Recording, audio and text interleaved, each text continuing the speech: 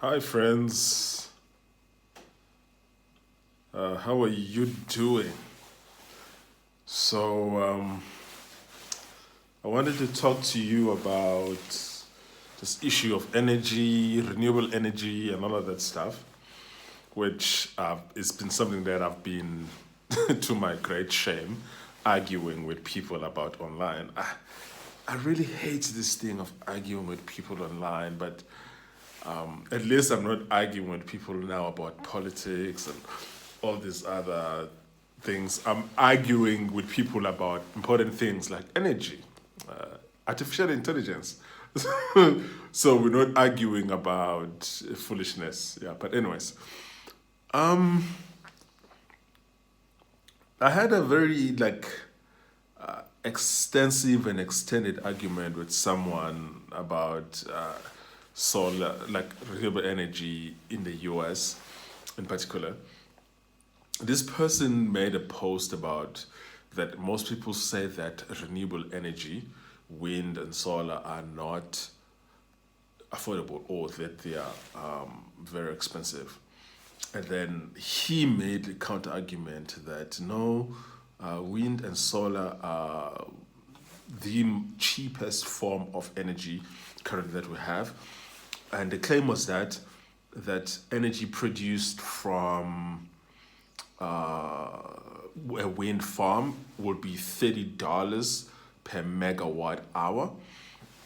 And then he said this compares to a new natural gas plant, which produces it around $65 per megawatt hour, or a new advanced nuclear reactor, which runs over $80 per megawatt hour, according to estimates from the Energy Information Administration. And I responded and I said to this person that, listen, this $30 per megawatt hour that you are citing with regards to wind energy does not include the cost of storage for wind, which right now is simply not feasible. And so your comparisons are not fair and accurate comparisons when you don't calculate the issue of the fact that when I'm buying electricity in Houston or Galveston or Brownsville or Austin, regardless of where I am, which is baseload power and it's not solar or wind, whatever whatever that cost is, say it's $80 per megawatts hour, I'm paying that. There's no other hidden cost for storage, for inventors, for solar panels that I need to install at my own cost. I'm I'm paying this price and I'm also getting reliability. And I also said you're not also calculating how much money is lost by the economy if this form of energy, which is wind or solar, is used and on its very nature it's imminent, which means it's unreliable. So how much money gets lost by the economy or was lost by the end user when on the times when this form of energy that you are pushing is actually unavailable? And I even made a statement that there's not a single country in the world, anywhere in the world, whether it's Asia, the US, or Europe, that relies on solar or energy as its main base load energy. It just doesn't exist because it's not feasible to use these energies. Oh snap! To use these energies as baseload power. We went to and fro with this individual. They made all kinds of arguments. Folks, let me tell you something. In the United States, for instance, in order for solar power to make sense in the US, you have to live in a sunshine state. And by sunshine state, I mean you have to live in Florida, Texas, California, Arizona, New Mexico, Louisiana, maybe parts of Georgia. That's less than a third of the United States. And for people who live in the Middle East, who live in the Midwest, or the states that are called the Midwest in the U.S., that is Wisconsin, Indiana, Illinois, Michigan, Minnesota, Wyoming, even as far down as Utah, actually, you can't rely on solar power. You just simply don't have enough sunshine throughout the year.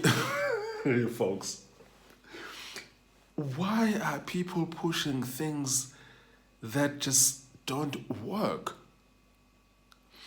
Even if you live in a place like New York City, which is neither a sunshine state nor a very cold state like Wyoming. Like Wyoming, solar is absolutely out of the question. Even if you live in New York State, it's just not feasible. It's not feasible. Like in the East Coast, where maybe they have the ocean, so you have wind powers, but it's still not reliable, and it's too damn cold. You don't have enough sunshine, so you're not going to be able to actually produce enough solar or wind to rely on these technologies. So why are you pushing technologies that are not reliable?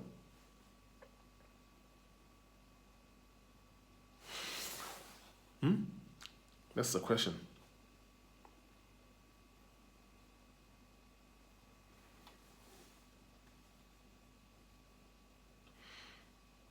That's the question, folks. Why are you pushing technologies that are not reliable, they're not feasible, they are just out of the question? And then this gentleman was talking about how he can install solar for himself because then he can be self-sufficient. I was like, okay, cool. What proportion of people in the United States of America can install a solar system, including inverters and batteries, and be completely off the grid? In order for you to even be able to do something like that, you need to be in the 10% you need to be in the top 10% of earners in the US.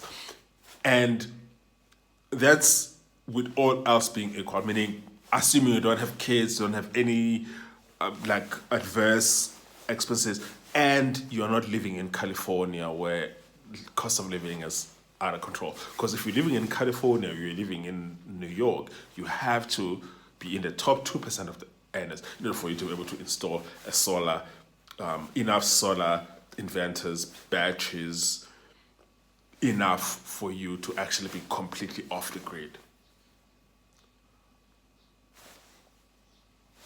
Why?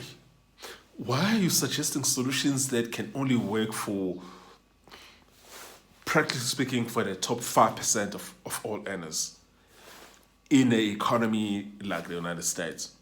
I've been involved in solar projects in South Africa, and South Africa has sunshine all year round.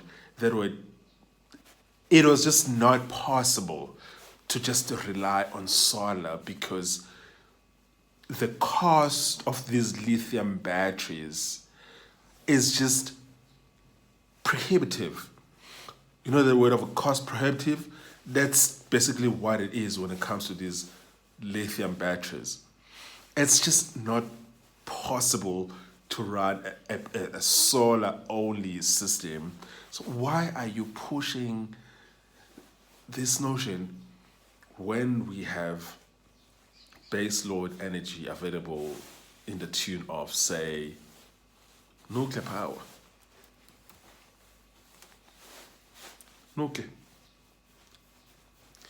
Nuclear actually makes a lot of sense. Why are you pushing these pet projects of wind and so on? Why are you pushing something that is just not feasible? It's just not feasible. So why are you pushing it?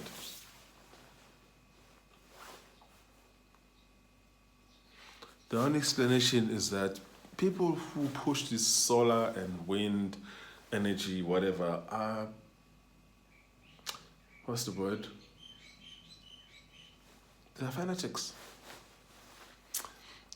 It's a cult. That's what it is. There's no other explanation to it. It's a cult. Yeah, yeah. Anyways, yeah. Let me know. I mean, imagining even if you stayed in Florida or Texas, or even if you stayed in South Africa, which has sunshine all year round,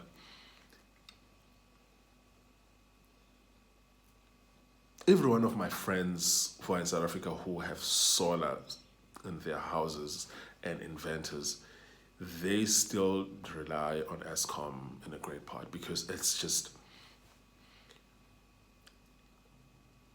even in a place like South Africa, it's just not feasible to rely on these so-called renewable technologies. They are just not ready to replace carbon-based power. The only technology or power or energy source that is ready to replace carbon-based power is nuclear. Yes, nuclear, folks. But these lunatics and these radicals don't like nuclear very much now, do they? Yeah, anyways. I'm so sick and tired of this. I'm really sick and tired of it. Like I'm so over it. Like I'm over it. Cheers, folks. See you on the next one.